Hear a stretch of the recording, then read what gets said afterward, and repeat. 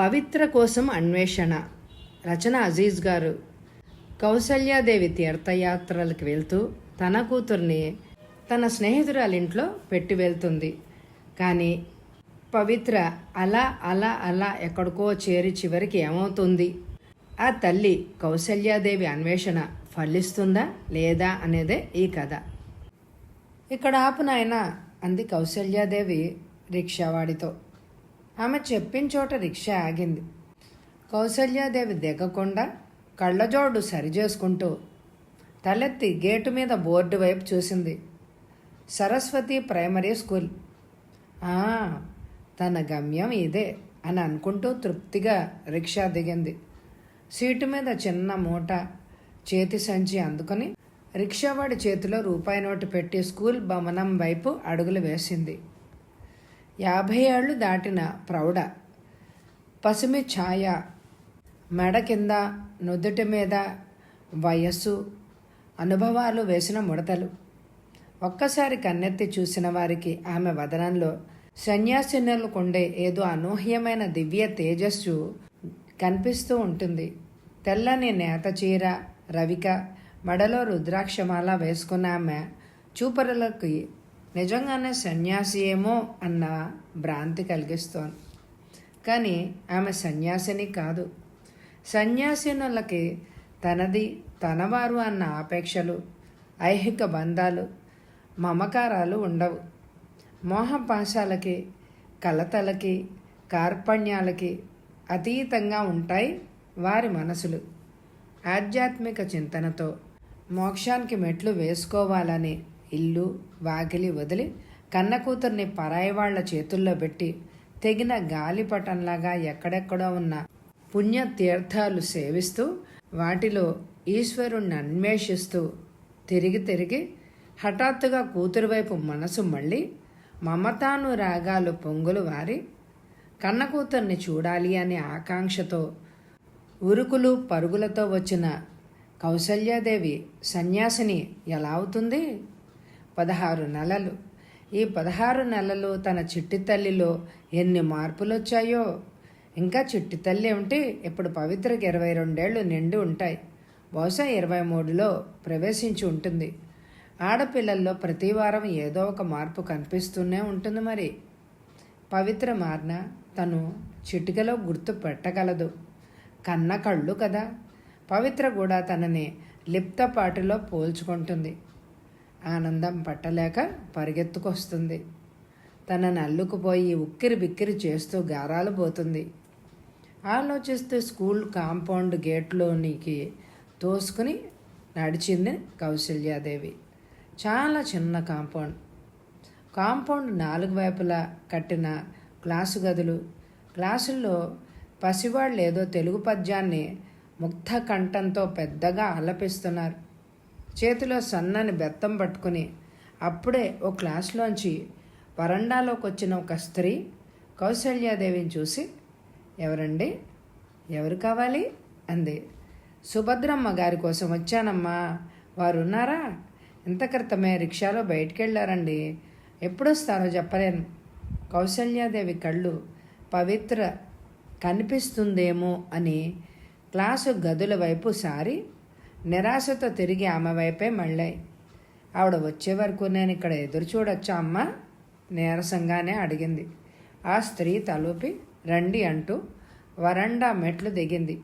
ఆమెను అనుసరిస్తూ కుడిపక్క క్లాసుల చివర ఉన్న గదివైపు నడిచింది కౌసల్యాదేవి. ఆ గది ద్వారానికి హెడ్ మిస్ట్రెస్ అనే నేమ్ ప్లేట్ తగిలించి ఉంది. ఆమె కౌసల్యాదేవిని లోపలికి తీసుకెళ్ళి, ఇది సుభద్రమ్మ గారి ఆఫీసు, ఆమె వచ్చే వరకు ఇక్కడ కూర్చోండి అంది. కౌసల్యాదేవి చిన్నగా నవ్వుకుంది. ఈమె ఎవరో కానీ తనకేం తెలియనట్టే మాట్లాడుతోంది. ఏన్నార్థం క్రితం తను చూసినప్పుడు ఈమె ఇక్కడ లేదు. ఈ మధ్య కొత్తగా చేరుంటుంది. తనకి సుపరిచితమైన ఆఫీస్ ఇది. కానీ అప్పటికి ఇప్పటికీ ఏదో మార్పు కనిపిస్తోంది. గదిలో ఉన్న ఫర్నిచరు, వస్తువులు, గోడలకి వేలాడుతున్న పటాలు, తలుపులకి కిటికీలకి వేలాడుతున్న పరదాలు ఉత్తమ అభిరుచినే కాకుండా సంపన్నతని కూడా చాటుతున్నాయి. దీన్ని బట్టి సుభద్రమ్మ స్కూలు మునుపటి కంటే బాగానే నడుస్తోంది అని తెలుస్తోంది. ఆమెతో పాటు పవిత్ర కూడా సుఖంగా ఉండే ఉంటుంది మరి అని అనుకుంటూ చంకలో ఉన్న మూట, చేతిలోని సంచి కింద పెట్టి కుర్చీలో కూర్చుంది కౌసల్యాదేవి. వెళ్ళబోతున్న ఆ స్త్రీని ఆపి, చూడమ్మా, నేను సుభద్రమ్మను కాదు, పవిత్రను కూడా చూడాలి. కాస్త ఆ అమ్మాయిని కూడా పిలుస్తావు అంది. ఆమె కనుబొమ్మలు ముడిచి అర్థం కానట్టు చూసింది. పవిత్ర స్కూల్లో కొత్తగా చేరిందా? ఏ క్లాసు? ఊహించని ఆ ప్రశ్నతో కౌసల్యాదేవి కాసేపు అవాక్కైంది. పవిత్ర స్కూల్లో చదివే పసిపిల్ల కాదమ్మా, పిల్లలకి పాఠాలు చెప్పే 25 ఏళ్ల యువతి.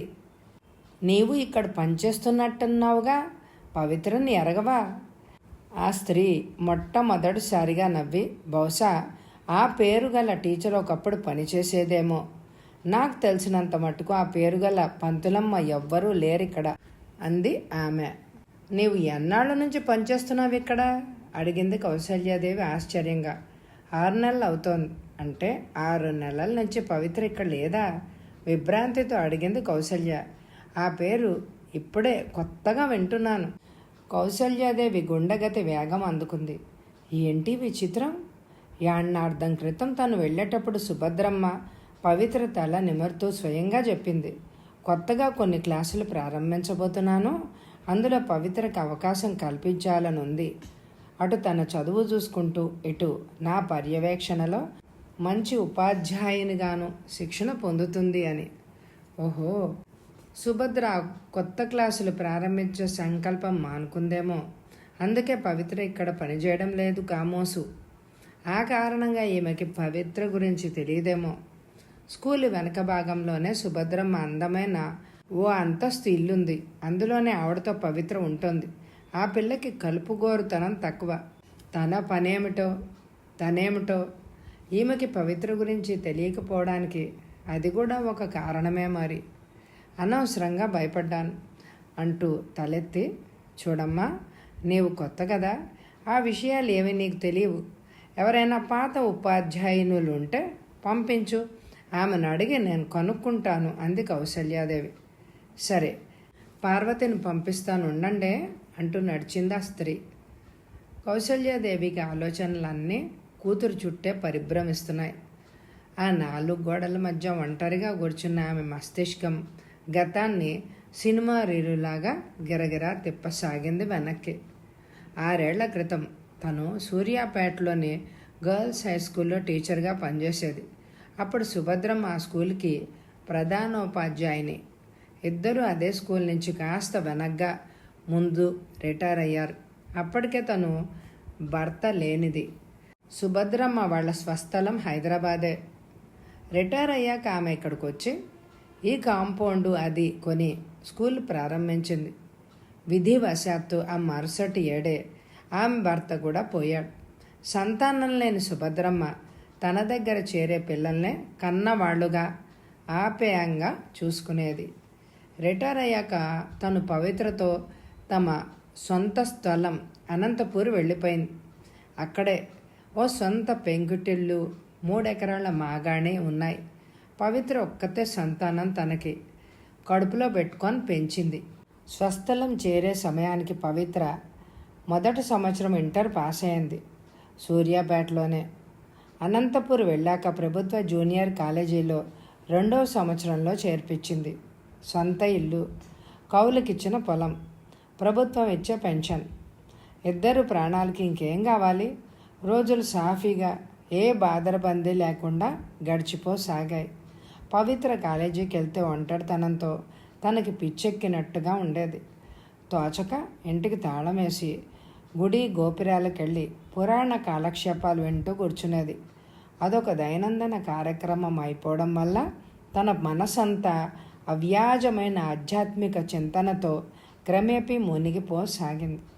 ఎక్కడికో వెళ్ళాలి, ఏదో చూడాలి, తరించాలి, ఇలాంటి ప్రేరణ కలిగింది మనసులో.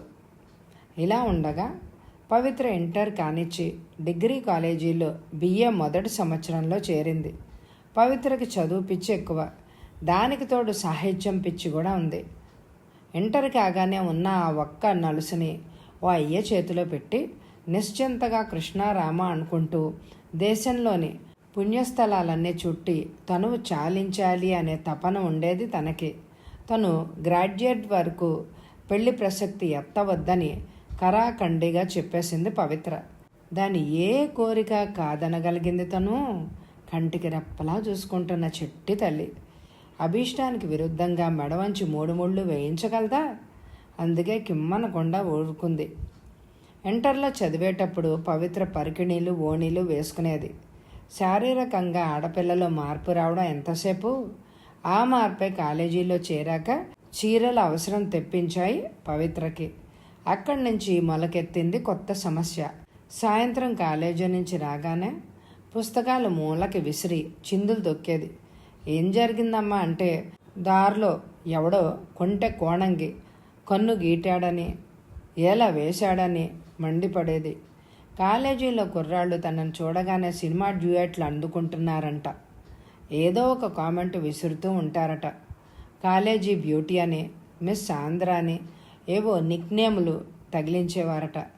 కాలేజీకి వస్తున్నా పోతున్నా ఎవడో ఒక కుర్రాడు సైకిల్ మీద కూనిరాగాలు తీస్తూ బత్యం లేని బాడీగార్డ్ లాగా దిగబడుతూ ఉంటాడట. చదువుకునే అందమైన అమ్మాయిలకి ఇది పరిపాటే కదా. రోజు జరిగేది ఇంతే. పవిత్ర నవ్వితే పున్నమి జాబిల్లి జ్ఞప్తికి వస్తుంది. నడిస్తే హంసహొయలు స్ఫురణకు వస్తాయి. కాటిక దిద్దిన కళ్ళు చూస్తే లేడి కళ్ళు ఇవేనా అని అనిపిస్తుంది. అటువంటి కుందనపు బొమ్మ కాలేజీ కుర్ర కారులో చిచ్చు రగిలించింది అంటే రగల్చదు మరి. కానీ రోజు రోజుకు ఆ ఆగడాలు మితిమీరి పోసాగాయి. 1-2 సార్లు ఒళ్ళు మండి ఒకరిద్దరు కుర్రాళ్ళని గుయ్యమనిపించిందంట పవిత్ర. అప్పటి నుంచి తన గుండెల్లో దడ ప్రారంభమైంది. ఇంట్లో మొగదిక్కు లేని ఆడకూతుళ్ళు, పొగరుబోతు కుర్రకారు దేనికైనా తెగిస్తే పవిత్రకి ఏమైనా హాని జరిగితే తను జీవించగలదా? ఏదైనా ముంచుకొస్తే ఆదుకోవడానికి చుట్టుపక్కల దగ్గర బంధువులు కూడా ఎవ్వరూ లేరాయే. ఈ సమస్య ఎట్లా పరిష్కరించేది? చిన్న చిన్న పట్టణాల్లో ఎప్పుడూ ఈ చిక్కులు ఉండనే ఉంటాయి. ఊళ్ళో ఏ అమ్మాయి అయినా కాస్త అందంగా ఉంటే చాలు, నలుగురు దృష్టిలో నానుతుంది. పని పాట లేని జులాయి వెధవలకి ఓ చర్చై కూర్చుంటుంది. పెద్ద పట్టణాల్లో ఇవన్నీ పట్టించుకుంటే నాదుడెవడు? అక్కడ అడుగు తీసి అడుగు వేస్తే ఒక అందమైన అమ్మాయి ఎదురుపడుతుంది. కిళ్ళి బడ్డీల ముందు, టీ కొట్ల దగ్గర గంటల తరబడి నిల్చునే అమ్మాయిల గురించి మాట్లాడుకునే ఓపిక అక్కడెవరికి ఉంటుంది? అంధకారంలో ఆశాకిరణంలాగా సుభద్రమ్మ తళుక్కుమంది. హైదరాబాద్ వంటి మహానగరంలో పవిత్రకి ఎలాంటి డిస్టర్బెన్స్ ఉండదు. నిక్షేపంగా చదువుకుంటుంది. ఒంటరిగా ఉన్న సుభద్రమ్మకి తమ తోడు లభిస్తుంది. ఈ ఆలోచన రాగానే సుభద్రమ్మ పేర ఒక ఉత్తరం రాసి పడేసింది.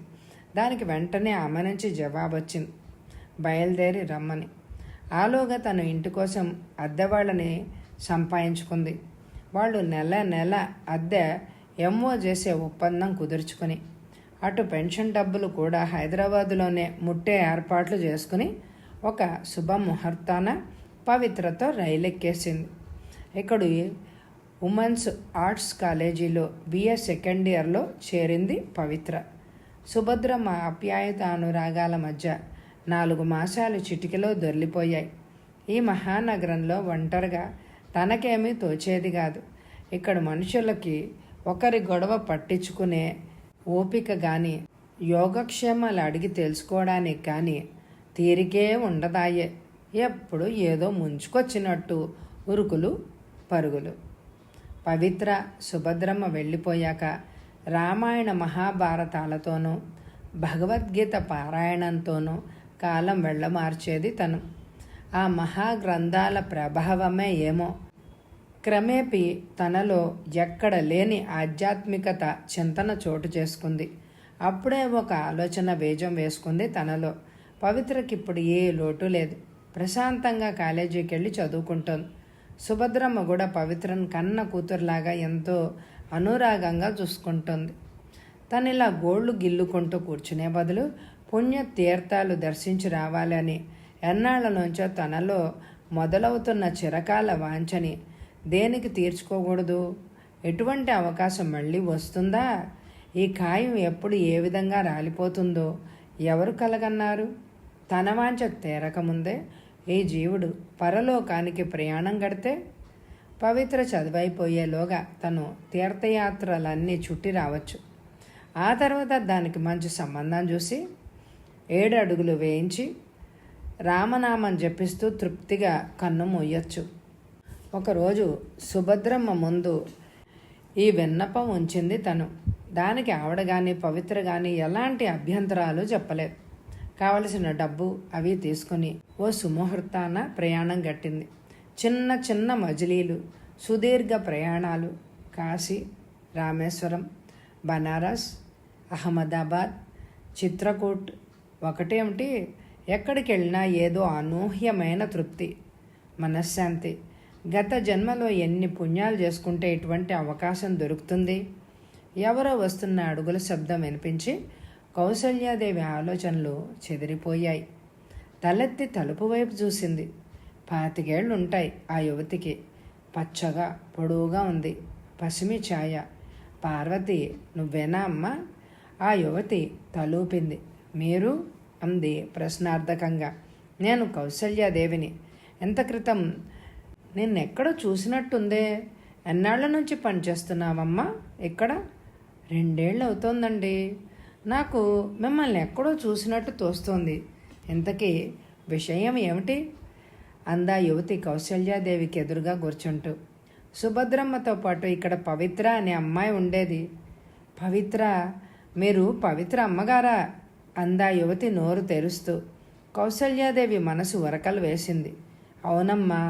పవిత్ర నీకు తెలుసా? అడిగింది ఆతృతగా. తెలియకే?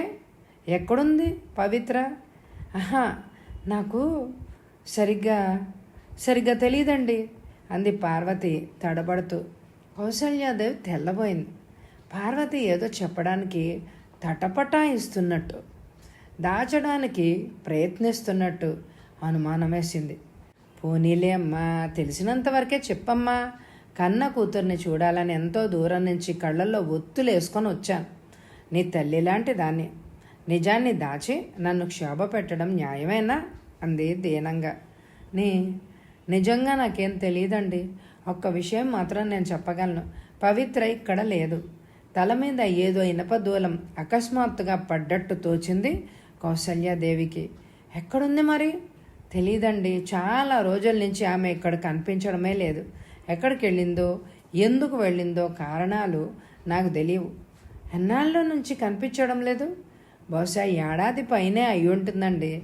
1 ఏడాది అంటే తనిక్కడి నుంచి వెళ్ళిన కొద్ది నెలలకే పవిత్ర కనిపించడం లేదా? ఏమైంది? ఎక్కడికి వెళ్ళింది? ఇక నాకు సెలవు ఇప్పిస్తారా? క్లాసులో పిల్లలు గొడవ పెడుతున్నట్టున్నారు. సుభద్రమ్మ గారు వచ్చాక అన్ని విషయాలు అడిగి తెలుసుకోండే అంటూ లేచింది పార్వతి. నేరస్తుడు పోలీస్ ఆఫీస్ ముందు నిలిచి ఎంత త్వరగా జారుకుంటే అంత మంచిది అని అనుకుంటాడు. అలా దోచింది కౌసల్యాదేవికి ఆ యువతి ప్రవర్తన. ఆమె జవాబుకి ఎదురు చూడకుండా పార్వతి గదిలోంచి వెళ్ళిపోయింది. చేష్టలు ఉడిగిపోయి అట్టే చూస్తూ ఉండిపోయింది కౌసల్యాదేవి. బయట రిక్షా ఆగిన చప్పుడు వినిపించి ఆశగా తలుపు వైపు చూసింది కౌసల్యాదేవి. ఎవరో ఆఫీస్ వైపు వస్తున్న చెప్పుల సవ్వడి. తలుపు గుండా లోపలికొచ్చిన సుభద్రమ్మ దృష్టి కౌసల్యాదేవి మీద పడి కాళ్ళకి ఏదో అడ్డుపడ్డట్టు అక్కడే ఆగిపోయింది. కౌసల్యాదేవి హృదయం పొంగి పొరలింది. ఆమె పెదవుల మీద జీవం లేని నవ్వొకటి పిల్ల వాయువులాగా వీచి వెళ్ళింది. చేతులు జోడిస్తూ లేచి నిల్చుంది. చెప్పండి, నేను మీకేం అన్న వాక్యం సుభద్రమ్మ నోటి వరకు వచ్చి ఆగిపోయింది. అప్పుడు గుర్తించింది ఆమె తన ఎదుట నిల్చున్నది ఎవ్వరో. కౌసల్య, నువ్వేనా? అంది సంభ్రమంగా. గుర్తు పట్టలేనంత మారిపోయానా సుభద్ర? మారడం ఏంటి, అసలు మారినట్టే లేవు. ఎవరో కొత్త వ్యక్తిని చూసినట్టు భ్రాంతి కలిగిందంటే నమ్ము. ఆరోగ్యం విషయంలో ఇంత అశ్రద్ధ చేశావేంటే? కాలచక్రం దేన్ని స్థిరంగా ఉంచుతుందని సుభద్ర? పరా ఇంటికి వచ్చినట్టు ఇంకా నిల్చున్నావేంటి? కూర్చో కౌసల్య, అని నిండుగా నవ్వుతూ లోపలికొచ్చి కూర్చుంది సుభద్రమ్మ. అంతవరకు తెలియని భయంతో కొట్టుకుంటున్న కౌసల్యాదేవి గుండె సుభద్రమ్మను చూసి స్థిమితపడింది. పవిత్ర విషయంలో ఏదైనా అనర్థం జరుగుంటే సుభద్రమ్మ అంత నిండుగా నవ్వుతూ దేనికి మాట్లాడుతుంది? తేలికపడ్డ మనసుతో కూర్చుంది కౌసల్య. ఇదేనా రావడం అని అడిగింది సుభద్రమ్మ టేబుల్ మీద పెన్సిల్ అందుకొని గుండ్రంగా తిప్పుతూ. నాంపల్లెల్లో రైలు దిగగానే సరాసరి ఇక్కడికే వచ్చేశాను. మొత్తానికి చాలాసేపు నిరీక్షించవలసి వచ్చింది నీకోసం. ఎక్కడి నుంచి బయలుదేరా? అలహాబాద్ నుంచి కాశీ ఎక్స్ప్రెస్ ఎక్కాను. ఇటార్సీలో మరో బండి మారవలసి వచ్చింది. 2 రోజుల ప్రయాణం. కార్డు ముక్క కూడా వేయకుండా ఇంత హఠాత్తుగా వస్తావు అని అనుకోలేదు. అవును, అకస్మాత్తుగా బయలుదేరాను. అక్కడి నుంచి కార్డు ముక్క వేసినా అది ఇక్కడ అందేసరికి 4 రోజులు పడుతుందట కదా. కాలకృత్యాలు తీర్చుకున్నావా? కాఫీ, టిఫిన్ అయినా తీసుకున్నావా లేదా? కౌసల్యాదేవి నవ్వి, ఇంకా ఎక్కడా? మిమ్మల్ని చూడాలి అని ఆరాటం ఒక్క నిమిషం ఆగనిచ్చిందా నన్ను అన్నది. ఇంతసేపైనా సుభద్రమ్మ పవిత్ర విషయం ఎత్తదే. తమ మధ్య అనవసరమైన సంభాషణ సాగుతోంది. నిజానికి తనని చూడగానే ఆమె పవిత్ర సంగతి ఎత్తవలసింది. ఆరాటాన్ని అట్టేసేపు ఆపుకోలేక అడిగేసింది కౌసల్యాదేవి. పవిత్ర ఎక్కడుంది సుభద్ర? కనిపించదే. కాలేజీకి వెళ్ళిందా? బుద్ధిగా చదువుకుంటోంది కదా. నేను వెళ్ళాక నిన్నేమీ ఇబ్బంది పెట్టలేదు కదూ? ఆ ప్రశ్నల వర్షంతో సుభద్రమ్మ మొహం హఠాత్తుగా వివరణమైపోయింది. కనుబొమ్మలు ముడిచి కౌసల్యాదేవిని విచిత్రంగా చూస్తూ, పవిత్ర ఎక్కడుందో నీకు తెలియదా? అడిగింది ఆశ్చర్యంగా. అదేంటి సుభద్ర, పవిత్రని నీ దగ్గరేగా వదిలి వెళ్ళాను. ఇంకా ఎక్కడుంటుంది? పవిత్ర ఇక్కడి నుంచి వెళ్ళిపోయిన సంగతి నీకు తెలియదా? అంది సుభద్రమ్మ ఏదో చోద్యం చూస్తున్నట్టు. ఇక్కడి నుంచి వెళ్ళిపోయిందా? ఎందుకు? ఎక్కడికి? కౌసల్యాదేవి కంఠంలో కంపనం. ఓ గాడ్, ఆ పిల్ల ఎంత మోసం చేసిందే నన్ను. ఇక్కడి నుంచి వెళ్ళిపోతూ నీకన్ని విషయాలు రాశానని, నీవు తను ఇక్కడి నుంచి వెళ్ళిపోవడానికి అనుమతించామని చెప్పిందే. నా చిరునామాకు ఒక స్థిరత్వం అంటూ ఉంటేగా దానికి తెలియడానికి. ఈ సంగతి ఆలోచించలేదా నువ్వు? సుభద్ర, ప్లీజ్, నా గుండె ఆగిపోయేలాగా ఉంది. దయచేసి ఏం జరిగిందో కాస్త వివరంగా చెప్పి పుణ్యం కట్టుకో. సుభద్రమ్మ భారంగా నిట్టూర్చి తలెత్తి చెప్పసాగింది. ఇక్కడికి వచ్చే ఉత్తరాలన్నీ పవిత్రే చూసి వేరు చేసేది.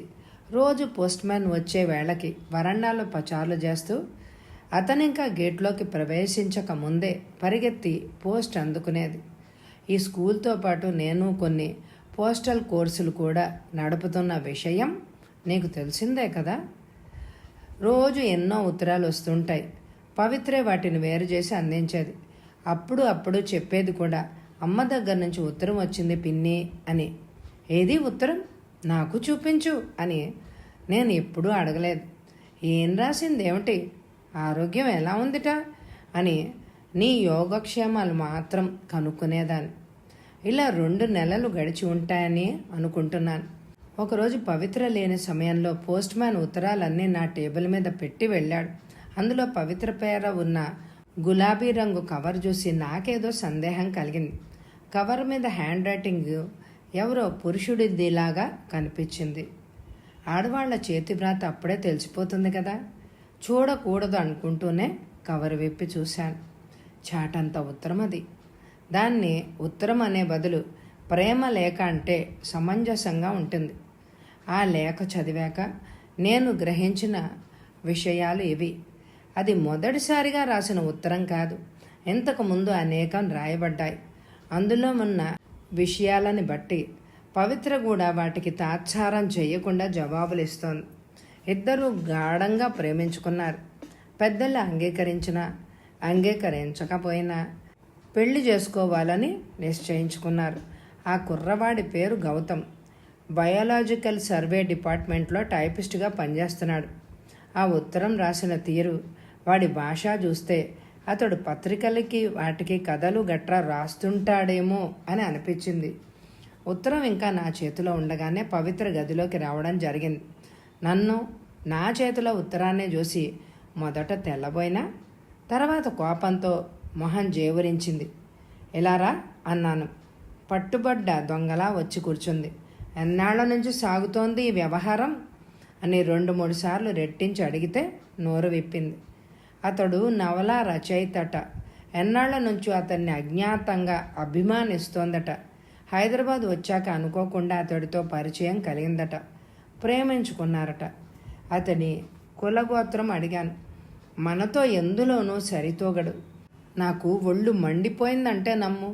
ఈ రచయితలు భావోద్రేకాలు అల్ప సంతోషులు, రాబడి తక్కువే, అనవసర మోహ పాశాలకి లోనై పండంటి భవిష్యత్తు మట్టిపాలు చేసుకోక, చిన్నతనం గనక, లోక జ్ఞానం లేదు గనక ఏదో రాశావు. ఈసారి క్షమిస్తున్నాను. మళ్ళీ ఇలా ఉత్తర ప్రత్యుత్తరాలు సాగితే మాత్రం సహించేది లేదు. నీ తల్లి వచ్చే వరకు, ఆమెతో సంప్రదించే వరకు ఆ కుర్రాడి ఛాయలకు వెళ్ళొద్దు. నా సంరక్షణలో ఉన్న నీవు నేను గీచిన గీటు దాటకూడదు. రేపు ఏవైనా అయితే లోకం ఎవరి మీద నిందలు మోపుతుంది? నీ తల్లి నా మీద దుమ్మెత్తిపోయేదు అన్నాను దాదాపు అరుస్తూ. దాంతో నేను ఊహించని విధంగా ఒకసారి నా మీద విరుచుకుపడింది పవిత్ర. నిమ్మకి నీరెత్తినట్టుండే ఆ పిల్ల అలా అపర కాళికలాగా దాడి చేస్తే చేష్టలు ఉడిగిపోయి నేను ఉంచుండిపోయానంటే నమ్ము. పాతకాలం అమ్మాయిల్లా ఈనాటి యువతలకి ఒకరి సంరక్షణలో ఉండే అవసరం లేదుట. ఈనాటి ఆడపిల్లలకి తమ సంరక్షణ ఎలా చూసుకోవాలో బాగా తెలుసుట. చేసుకుంటే ఆ అబ్బాయినే చేసుకుంటాను, లేదా ఊరి పోసుకొని చస్తాను. మీ కుల గోత్రాల పాత చింతకాయ పచ్చడి చాదస్తాలతో తన నిర్ణయాల్ని కోల్చొద్దు అంటూ విసవిసా వెళ్ళిపోయింది. నిశ్చేష్టురాలనే అలాగే చూస్తూ ఉండిపోయాను. ఆ సంఘటన జరిగిన 2వ రోజునే మా అమ్మకు అన్ని వివరాలు తెలుపుతూ టెలిగ్రామ్ ఇచ్చాను. ఆవిడ జవాబు కోసం ఎదురు చూస్తున్నాను అని నాతో చెప్పింది. అది జరిగిన 3వ రోజు సాయంత్రం నీ దగ్గర నుంచి టెలిగ్రామ్ వచ్చిందని, తను ఇక్కడి నుంచి వెళ్ళిపోయి తన స్నేహితురాలు ఇంట్లో ఉండడానికి నీవు అనుమతించావని ప్రకటించింది. అప్పుడు నేను పడ్డ మానసిక క్షోభ అంతా ఇంత కాదు అంది సుభద్రమ్మ. కౌసల్య కథంతా చాలా శాంతంగా వింది. అంత శాంతంగా ఎలా వినగలిగిందా అని తర్వాత ఆమెకే ఆశ్చర్యం వేసింది. అతి కష్టం మీద తలెత్తి ఆ టెలిగ్రామ్ ఏదో చూపించమని నీవు అడగలేదా అంది. ఆ పిల్ల అడిగే అవకాశం ఇస్తేగా. అదరా బదరాగా బట్టలు అవి సూట్ కేసులో సర్దుకుని ఆటోలో కూర్చుని వెళ్ళిపోతేను శిలా ప్రతిమలాగా చూస్తూ ఉండడమే తప్ప ఆ సమయంలో నా కాలు చెయ్యి ఆడగలిగిందా? గుండెల్లో రేసు గుర్రాలేవో దౌడదీస్తున్నట్టుగా తోచింది కౌసల్యాదేవికి. పవిత్రని ఇక్కడ వదిలి వెళ్ళి తనెంత తప్పు చేసిందో ఇప్పుడు తెలుస్తోంది ఆమెకి. తప్పు తనదా, లేక పవిత్రను సరిగ్గా అదుపులో పెట్టలేకపోయిన సుభద్రమ్మదా?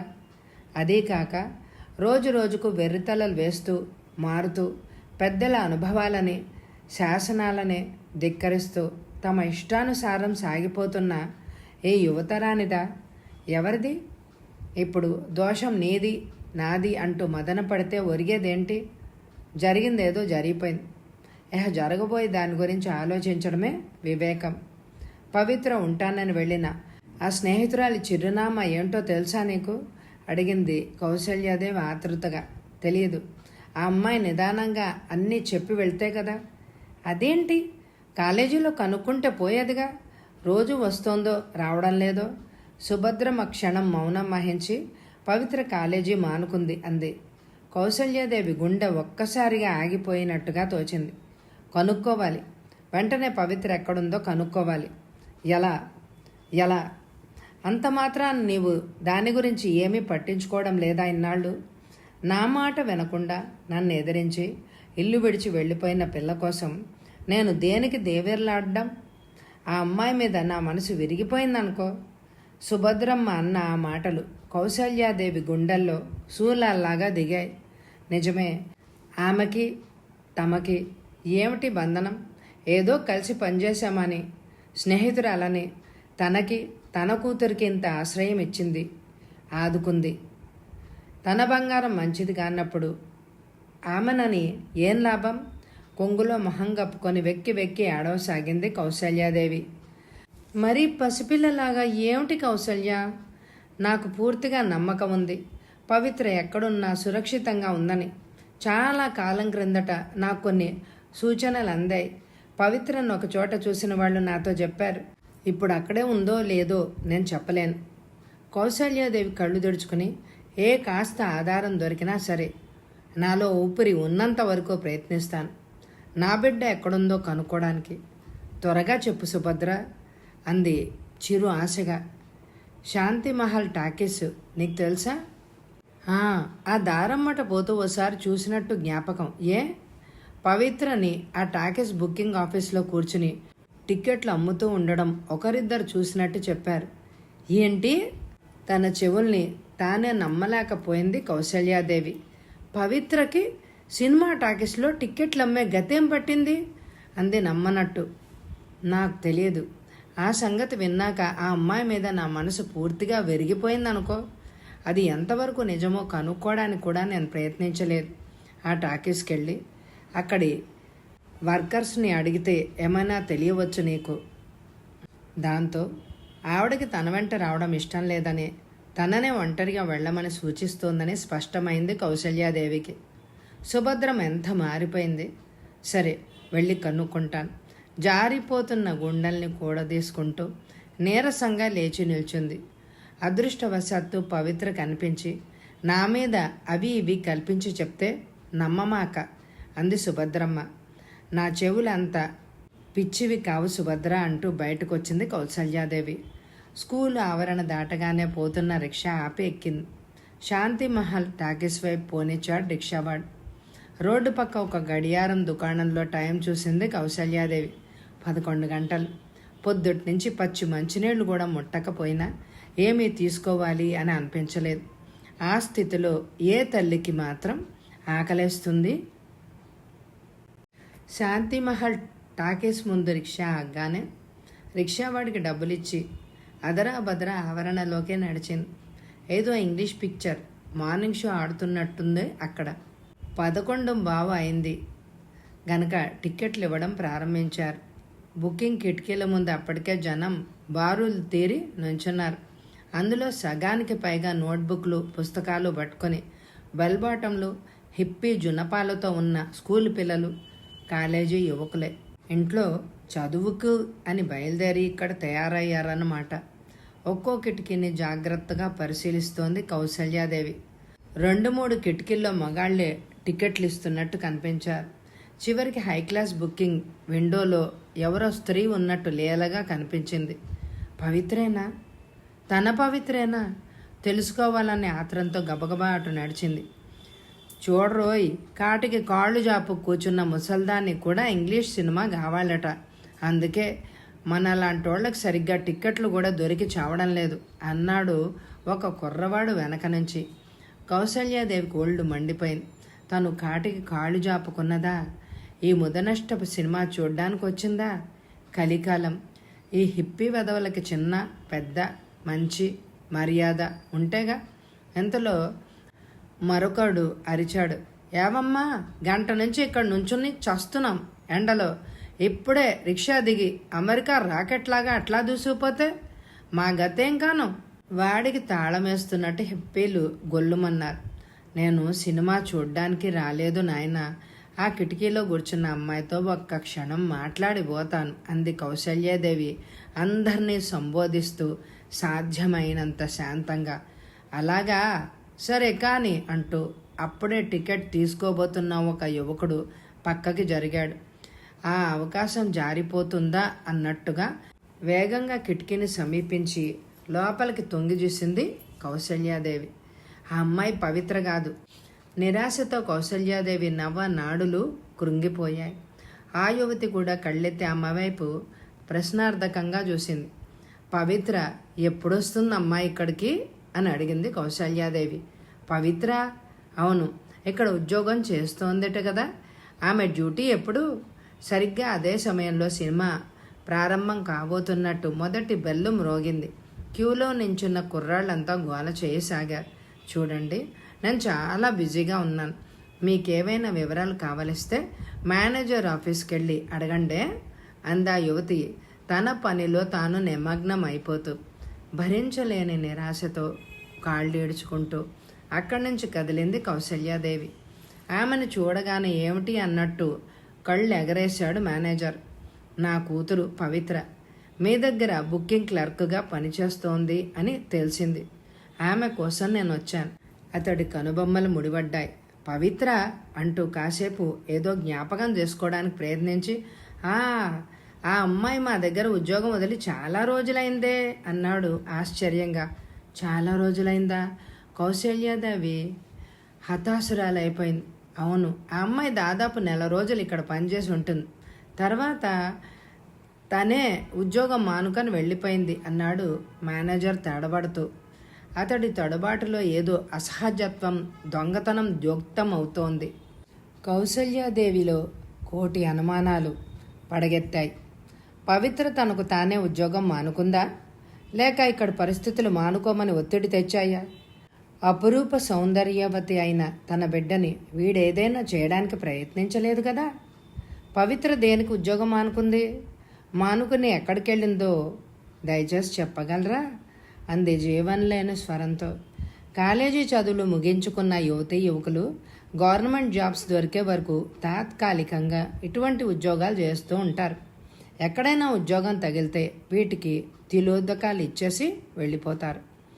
ఇక పవిత్ర ఏ ఉద్యోగం సంపాదించుకుందో, ఎక్కడికి వెళ్ళిందో నేను చెప్పలేను. కానీ ఆమె ఇక్కడ పనిలో చేరినప్పుడు రాయించిన చిరునామా మాత్రం మీకు ఇవ్వగలను.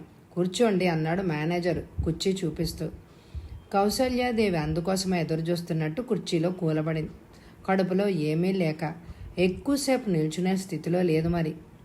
మేనేజరు బల్ల సొరుగులాగి రిజిస్టర్ తీశాడు. పేజీలు తిప్పి చెప్తాను రాసుకోండి అన్నాడు. కౌసల్యాదేవి తటపటాయించి నా దగ్గర పెన్ను లేదు అంది. ఓహో సారీ. ప్యాడ్ దగ్గరికి లాక్కున్నాడు మేనేజర్. చిరునామా రాసి కాగితం చింపి ఆమె ముందుంచాడు. దాన్ని అందుకని ఆత్రంగా చదువుకుంది కౌసల్యాదేవి. మిస్ లలిత, హౌస్ నంబర్ 3-6-532/1, హార్దిక్ కార్బాగ్, హిమాయత్ నగర్. చీకట్లో చిరుదీపంలాగా ఈ మాత్రం ఆధారం దొరికింది చాలు అని అనుకుంటూ మేనేజర్కి కృతజ్ఞతలు తెలుపుకొని యువతలకొచ్చింది. ఒడివడిగా నడుస్తూ గేటును సమీపించింది. సరిగ్గా అదే సమయంలో అదే గేటు గుండా లోపలికి తిరుగుతూ ఎదురైన యువతిని చూడగానే కౌసల్యాదేవి కాళ్ళు స్తంభించాయి. ఆమె పార్వతి, సుభద్రమ్మ స్కూల్లో కనిపించిన పార్వతి. కౌసల్యాదేవిని చూడగానే పార్వతి గబగబా ముందుకొచ్చి మీకోసమే పరిగెత్తుకొస్తున్నాను, నేను వచ్చేలాగా ఇక్కడ కనిపిస్తారో లేదో అని అనుకుంటూ ఆందోళన పడిపోతున్నాను అని అంది. కౌసల్యాదేవికి ఏమీ అర్థం కాలేదు. నా కోసమా? ఎందుకు?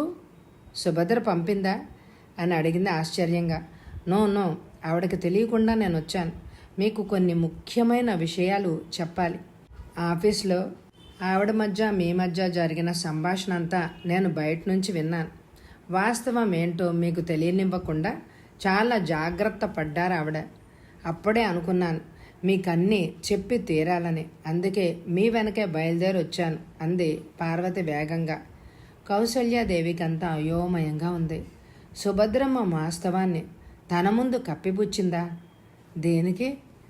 ఇప్పటికే ఊహించని విధంగా ఎదురవుతున్న సంఘటనలతో నా మస్తిష్కం ఆలోచన రహితం అయిపోయింది. త్వరగా చెప్పమ్మా ఏంటో అంది ఆరాటంగా. ఇక్కడ కాదు, రండి అంది పార్వతి రోడ్డు వైపు అడుగులేస్తూ. తడబడే అడుగులతో ఆమెను అనుసరించింది కౌసల్యాదేవి. రోడ్డు దాటి ఎదురుగా ఉన్న ఉడిపి హోటల్లోకి ప్రవేశించారు ఇద్దరు. కాఫీలు అవి అయ్యాక పార్వతి ప్రారంభించింది. మీరన్నట్టుగా పవిత్ర ప్రేమలేక పట్టుబడిందని, సుభద్రమ్మ చివాట్లు పెట్టిందని కాదు ఆ ఇల్లు విడిచింది. దాని తర్వాత మరొక సంఘటన, చాలా గంభీరమైన సంఘటన జరిగింది. ఆ సంఘటన వల్లే పవిత్ర మనసు తిరిగి ఆ ఇల్లు విడిచి వెళ్ళిపోవలసి వచ్చింది. ఏమిటది? కౌసల్యాదేవి కంఠంలో కంపనం. ప్రేమలేక పట్టుబడ్డ తర్వాత, సుభద్రమ్మతో ఘర్షణ పడ్డ తర్వాత కూడా పవిత్ర అక్కడే మామూలుగా ఉంది, ప్రశాంతంగా. 10-15 రోజులు గడిచాయి. ఇంతలో ఒకరోజు సుభద్రమ్మ బంధువుల అబ్బాయి ఒక అతను చుట్టపు చూపుగా వాళ్ళ ఇంటికి రావడం జరిగింది. అతను పవిత్ర కంటే 2-3 ఏళ్ళు పెద్దనుకుంటాను. చూడటానికి బాగానే ఉండేవాడు. పవిత్ర అపురూపమైన సౌందర్యం అతన్ని విపరీతంగా ఆకర్షించింది. చేసుకుంటే ఆ అమ్మాయిని చేసుకుంటానని జలగలాగా పట్టుకున్నాడు సుభద్రమ్మని. ఆ అమ్మాయి ఎవరో ముక్కు మొహం తెలియని వాడికి ప్రేమలేఖలు రాస్తోందని, అటువంటి సంబంధం మనకొద్దని అతడికి నచ్చచెప్పడానికి శతవిధాలా ప్రయత్నించింది సుభద్రమ్మ. అయినా అతను తన ఉడుంపట్టు వదలలేదు. ప్రేమలేఖల తతంగం ప్రతి టీనేజ్ యువతి యువకుల్లో జరిగే పనే అని, తెలియని వయసు గనక ఏదో రాసి ఉంటుందని, అదేమంత పట్టించుకోదగ్గ విషయం కాదని పవిత్రకి తన అభీష్టాన్ని తెలిపి ఎలాగైనా ఒప్పించమని కోరాడు. చేసేదేమీ లేక ఒకరోజు పవిత్రని అడిగేసింది సుభద్రమ్మ. తన మనసులో మరొకరికి స్థానం ఇచ్చేశానని, చేసుకోనని నిర్మోహమాటంగా చెప్పేసింది పవిత్ర. ఆ జవాబు విని ఆ యువకుడు అగ్గి మీద గుగ్గిలమయ్యాడు. అతడి అహం దెబ్బతింది, ద్వేషం రగులుకుంది. ఒకరోజు సాయంత్రం సుభద్రమ్మ పని మీద రిక్షాలో బయటికెళ్ళిందట. పవిత్ర తన గదిలో చదువుకుంటోందట. ఆమె మీద పెంచుకున్న పశు వాంఛ తీర్చుకోవడానికి అదే అదని అనుకున్నాడు అతను. పవిత్ర గదిలోకి వెళ్ళి చేయి బట్టి బలాత్కరించడానికి ప్రయత్నించాడట. పవిత్ర చిరుతలాగా అతడి మీద లంఘించి రక్కి కొరికి ఎలాగో తప్పించుకొని బయటపడిందట. తర్వాత సుభద్రమ్మ వచ్చాక జరిగిన విషయం చెప్పిందట ఆవిడకి. ఆ అబ్బాయి అటువంటి వాడు కాదని, ఇదంతా ఒట్టి బూటకమని, తన మీద కక్షతో ఆ కుర్రాడి మీద అబండాలేసి నలుగురిలో తనని నవ్వుల పాలు చేసి కసి తీర్చుకోవడానికి అల్లిన కట్టుకదని, ఎట్టి పరిస్థితిలోనూ తను దీన్ని నమ్మనని తేల్చి చెప్పేసిందట సుభద్రమ్మ. దాంతో పవిత్ర భద్రకాళిలాగా ఆమె మీద విరుచుకుపడింది. గుండెల్లో రగిలే లావాలను మాటల రూపంలో ఆవిడ మీద గుమ్మరించింది. ఒక్క క్షణం కూడా అక్కడ ఉండకుండా అప్పటికప్పుడే తన సామాన్తో అక్కడి నుంచి బయటపడింది. ఇది అసలు కథ. ఈ విషయాలన్నీ నాకెలా తెలిసాయి అంటే, మర్నాళ్ళు కాకతాళీయంగా హ్యాబిట్స్లో కనిపించింది. పవిత్రే స్వయంగా చెప్పింది ఇవన్నీ, అంది పార్వతి. భగవాన్, సుభద్రమ్మ ఎంత నాటకం ఆడింది తనతో. తప్పంతా పవిత్రదే అయినట్టు, తన దోషం ఏమీ లేనట్టు ఎంత కుటిల నీతి ప్రదర్శించింది. నమ్ముకున్న వాళ్ళని ఎందుకిలా నట్టేట్టో ముంచడానికి ప్రయత్నిస్తారు మనుషులు? అప్పుడు గుర్తుకొచ్చాయి కౌసల్యాదేవికి తను వస్తుండగా సుభద్రమ్మ అన్న చివరి మాటలు. అదృష్టవశాత్తు పవిత్ర కనిపించి నా మీద అవి ఇవి కల్పించి చెప్తే నమ్మబాక. ఎంతటి కుటిలత్వం దాగి ఉంది ఆ మాటల్లో. పవిత్ర గురించి ఇన్నాళ్ళు పట్టించుకోకుండా ఆమె మౌనంగా దేనికుందో ఇప్పుడు అర్థమవుతోంది. పార్వతి పనుగొట్టుకొని ఎంత దూరం వచ్చి అసలు సంగతి చెప్పకుంటే తనింకా అంధకారంలోనే ఉండేది కదా. నీ మేలు మర్చిపోలేనమ్మా పార్వతి, అంది కౌసల్యాదేవి చెమ్మగిల్లిన కళ్ళతో. ఈ విషయాలన్నీ మీకు తెలిసినట్టు సుభద్రమ్మకు అనుమానం రానివ్వకండే. ఎందుకంటే ఆవిడ వెంటనే గ్రహించేస్తుంది మీకు ఇవన్నీ ఎవరు చెప్పుంటారో. అప్పుడు నా ఉద్యోగం కాస్త ఊడే ప్రమాదం ఉంది. ఇక్కడ పవిత్ర గురించి ఏమైనా తెలిసిందా?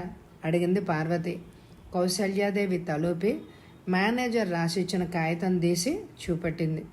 పార్వతి ఆ చిరునామా చూసి, భగవంతుడి దయవల్ల పవిత్ర మీకు తప్పక దొరకొచ్చు, ఇక వెళదామా అంది లేస్తూ.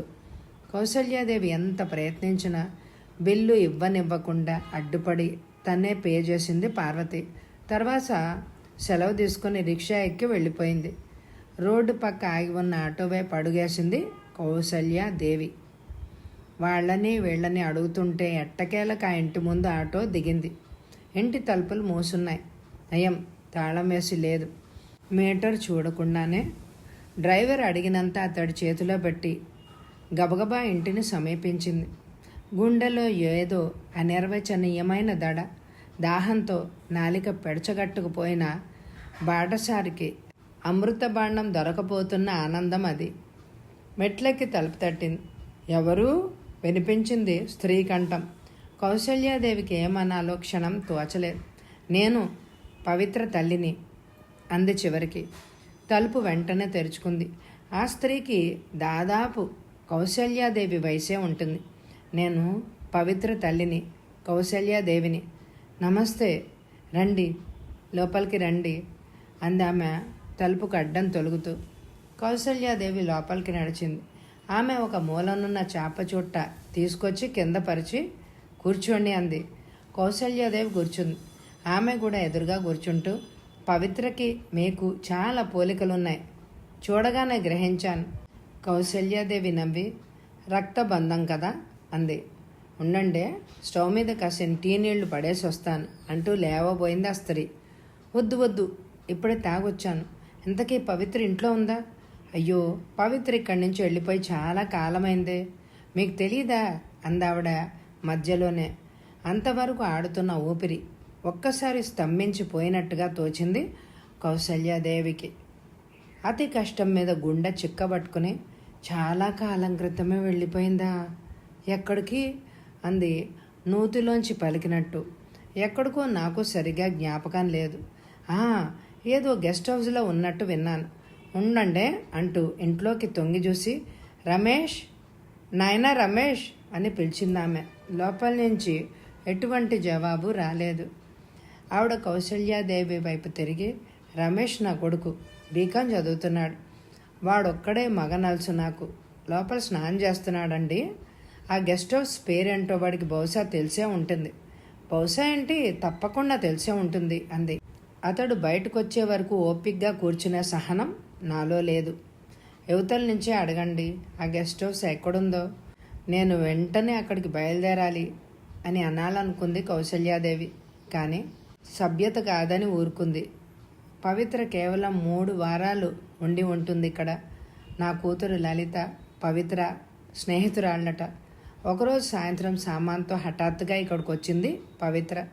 తను ఉన్న చోట ఈరోజు పెద్ద గొడవ జరిగిందని, ఇంకా తను అక్కడే ఉంటే ఏమైనా జరగవచ్చని, కొన్నాళ్ళు మా ఇంట్లో తనకి రక్షణ కల్పించమని కోరితే కాదనలేకపోయాం.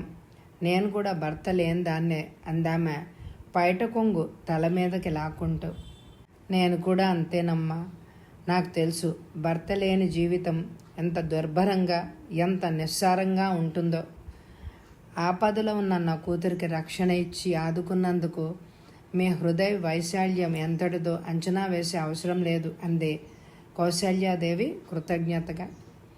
పవిత్ర బాల్యంలోనే మీ శ్రీవారు పోయారని తెలిసింది. అందుకే మాకు ఆ అమ్మాయి పట్ల ఎక్కువ సానుభూతి ఉండేది. ఏదో నేను 2 పిల్లల్ని 2 కళ్ళుగా చూసుకుంటూ బ్రతుకు ఈడుస్తున్నాను. మాటల్లో ఆ విషయమే చెప్పడం మర్చిపోయాను. పవిత్ర ఇక్కడికి వచ్చిన 5వ రోజే నా కూతురు లలితకి వరంగల్లో ఉద్యోగం వస్తే జాయిన్ అవ్వడానికి వెళ్ళిపోయింది. ఉద్యోగంలో ఇంట్లో నేను, పవిత్ర, రమేష్ ముగ్గురమే మిగిలిపోయాం. పవిత్ర వల్ల మీకు ఎలాంటి ఇబ్బంది కలగలేదు కదా అని అడిగింది కౌసల్యాదేవి.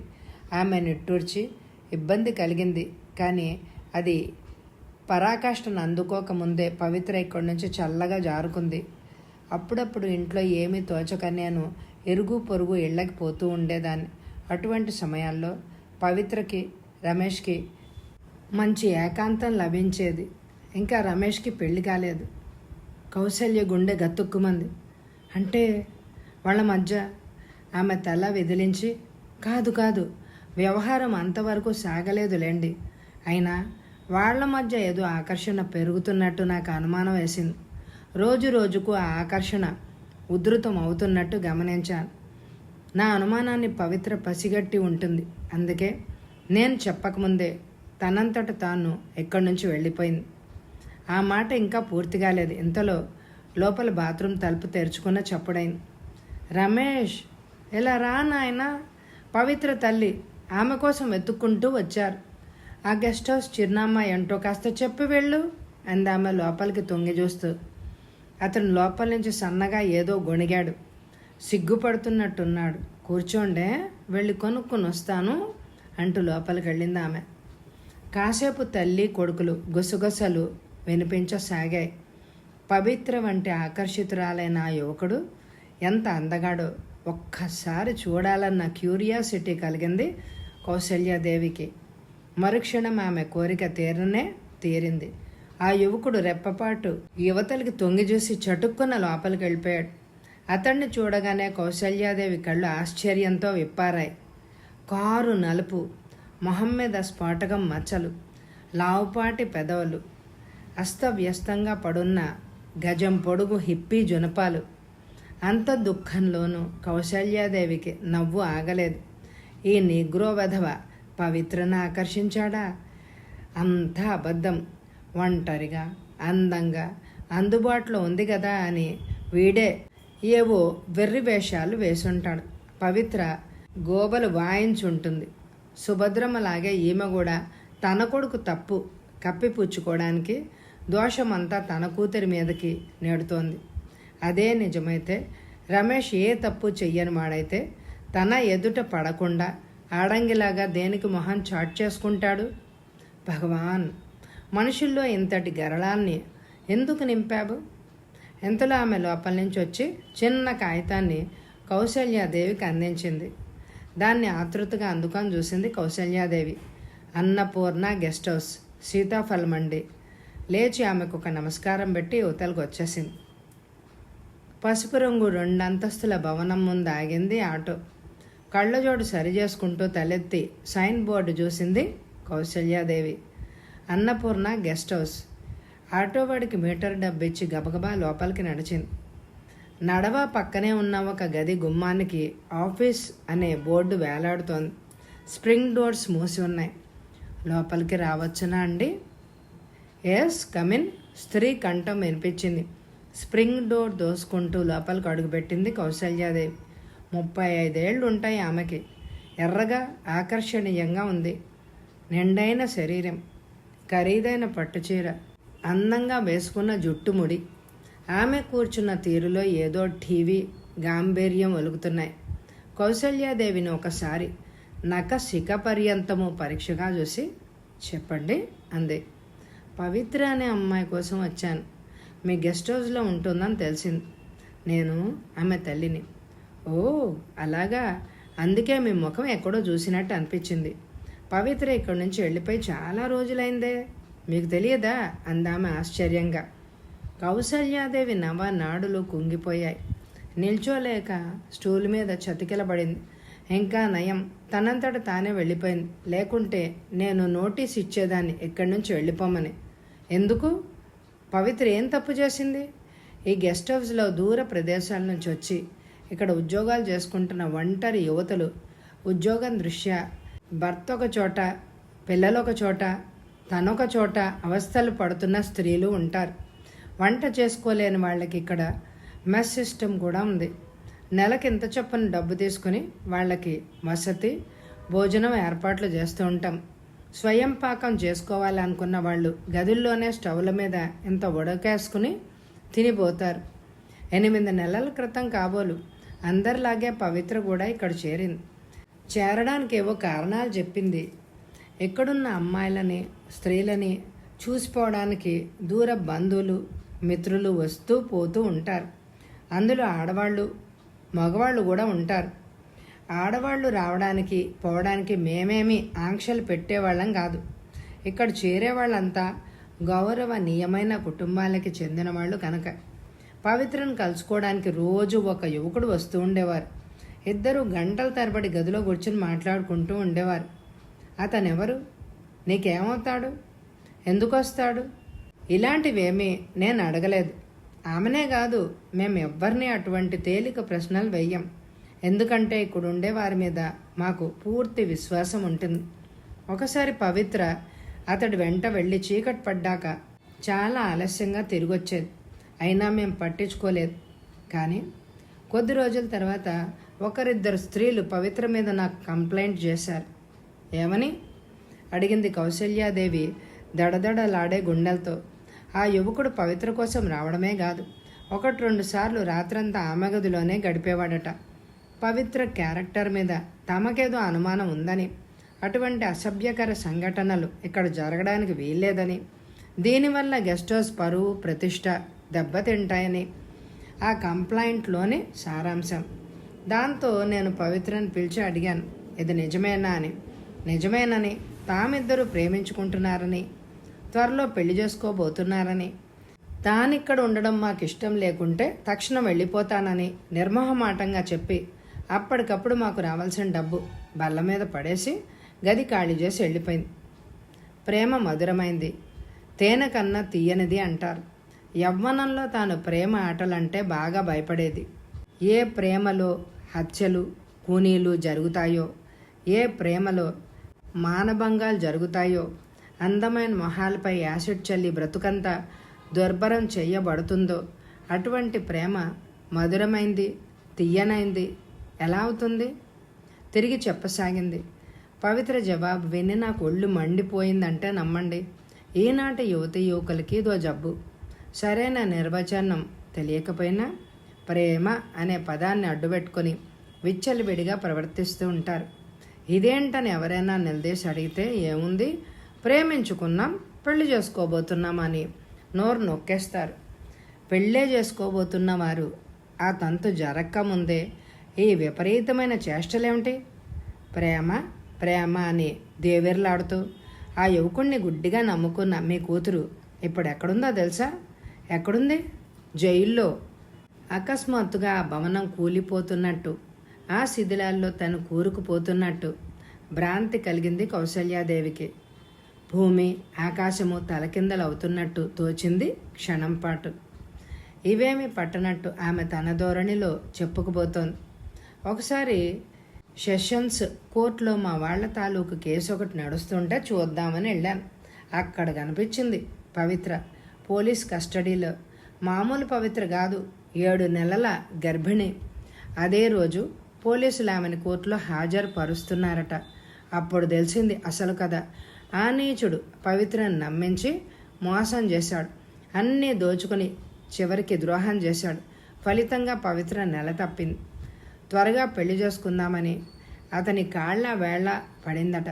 ఇప్పుడు అప్పుడు అని దాటేస్తూ కొన్నాళ్ళు ఆమెను తన దగ్గరే ఉంచుకున్నట్ట. ఒకరోజు అతని ఇంట్లో లేని సమయంలో అతని పేరన వచ్చిన ఉత్తరాన్ని పవిత్ర చూడడం తటస్థించింది. అప్పుడు బయటపడింది అతడి అసలు రంగు. బాల్యంలోనే ఆ యువకుడికి వివాహము జరిగిపోయిందట. ఊరికి వచ్చి పిల్లని కాపరానికి తీసుకెళ్లమని అతడు మేనమామ రాసిన ఉత్తరం అది. వాళ్ళు బాగా ఆస్తిపరులట. ఒక్కతే కూతురు. ఆ ఒక్క కూతుర్ని ఈ మహానుభావుడికిచ్చి పెళ్లి చేశారట. కన్ను మిన్ను కానక ఆ నీచుణ్ణి గుడ్డుగా ఆరాధిస్తూ తను ఎంత మోసపోయిందో అప్పుడు తెలిసొచ్చింది పవిత్రకి. పెళ్లి చేసుకోమంటే ఇన్నాళ్ళు అతను ఎందుకు దాటవేస్తున్నాడో అర్థమైంది. ఇంటికి రాగానే నిలదీసి అడిగిందట అతన్ని. మొదట తెల్లబోయినా తర్వాత అన్నీ ఒప్పుకున్నాడట. ఇప్పుడు తన గతి ఏమిటని అడిగితే ఏముంది, రహస్యంగా అబార్షన్ చేయించుకుని ఏమి జరగనట్టు జీవిస్తే సరి అన్నట్ట. ఆడది మనసిస్తే హృదయాన్ని చిలికి అమృతాన్ని అందిస్తుంది. అదే అమృత హృదయంలో ద్వేషాగ్ని గనక రగిలింది అంటే మగవాడి పట్ల అది కాలకూట విషమే అవుతుంది. సరిగ్గా అదే జరిగింది. ఆ రాత్రి ఇద్దరి మధ్య పెద్ద ఘర్షణ జరిగిందట. అతడు ఉద్రేకంలో ఆమె మీద చేయి కూడా చేసుకుని ఇంట్లోంచి బయటికి గెంటడానికి ప్రయత్నించాడట. పరిస్థితి పరాకాష్ఠను అందుకునేసరికి పవిత్ర ఆ అవమానాన్ని భరించలేక ఒళ్ళు తెలియని ఉద్రేకంలో చేతికి అందిన ఇనప వస్తువుతో అతడి తల పగలగొట్టిందట. ఇరుగు పొరుగు మోగారు. అతడిని హాస్పిటల్లో చేర్చారు. దెబ్బ తగల కోడని చోట తగిలుంటుంది. తెల్లారేలోగా అంతిమ శ్వాస వదిలాడు. పోలీసులు పవిత్రని అరెస్టు చేసి కేసు పెట్టారు. కేసు చాలా రోజులు నడిచింది. ఆమె ఇంకా ఏమంటుందో కౌసల్యాదేవికి ఇంకా వినిపించలేదు. కళ్ళల్లో చీకట్లు కమ్ముకోసాగాయి. తల గిరగిరా తిరగసాగింది. చూస్తూనే తల పక్కకి వాల్చి స్పృహ తప్పింది. ఆవిడ కంగారుగా లేచి ఆమె దగ్గరికి పరిగెత్తింది. కళ్ళు తెరిచిన కౌసల్యాదేవి తను మంచం మీద పడున్నట్టు గ్రహించింది. మంచం చుట్టూ అక్కడి ఆడవాళ్లు నిల్చుని చూస్తున్నారు. ఇప్పుడు కౌసల్యాదేవి గుండెల మీద ఏదో రాయి పెట్టినట్టుగా ఉంది. ఏమీ జరగనట్టే లేచి కూర్చోబోయింది. లేవకండి, కాసేపు పడుకొని విశ్రాంతి తీసుకోండి అంది ఆమె వారిస్తూ. ఇప్పుడు నాకేం పర్లేదు, బాగానే ఉన్నాను. ఇంతకీ ఇప్పుడు పవిత్ర ఎక్కడుంది అని అడిగింది లేచి కూర్చుంటూ. చెప్తాను. మీరు పూర్తిగా ఎక్సైట్మెంట్కి గురవుతున్నారు. తట్టుకోవాలి, ఇది జీవితం, అనుకోని ఎన్నో జరుగుతూ ఉంటాయంటూ అక్కడ నిల్చున్న వాళ్లను వెళ్ళిపోమన్నట్టు సౌజ్ఞ చేసి నెమ్మదిగా చెప్పసాగింది ఆమె. నాకు బాగా తెలిసిన అమ్మాయి కనుక ఆ కేసు ఎలా ముగుస్తుందో కనుక్కోవాలి అనే జిజ్ఞాస ఉండేది నాకు. ఒక లాయర్ ద్వారా ఎప్పటికప్పుడు తెలుసుకునేదాన్ని. కేసు ఇంకా ముగియకముందే, జడ్జు తీర్పు చెప్పకముందే జైలు ఆసుపత్రిలో పవిత్ర ప్రసవించిందట. పిల్లాడా? ఆడపిల్ల. పవిత్ర ఎలా ఉంది? నెలలు నిండిన కాన్పు చాలా కష్టంగా వచ్చిందట. ఫోర్సెప్స్ వేసి పిల్లను బయటికి తీశారట. క్షమించండి, పవిత్ర ప్రసవంలో పోయింది. ఎంత ఆపుకుందామన్నా కౌసల్యాదేవి దుఃఖం ఆగలేదు. పసిపిల్లలాగా వెక్కి వెక్కి ఏడవసాగింది. ఆమె ఓదారుస్తున్న కొద్దీ ఆ దుఃఖం ఆగకపోగా ఇంకా ఎక్కువైంది. ఒక్కగానొక్క కూతురు. ఎన్ని ఆశలు పెట్టుకుంది దాని మీద, ఎన్ని కలలు కంది. అయ్యో తల్లి, పాపిష్టి ప్రేమలో పడి దిక్కు మొక్కు లేక ఆరిపోయావా అంటూ ఆక్రోశించింది ఆ వృద్ధ హృదయం.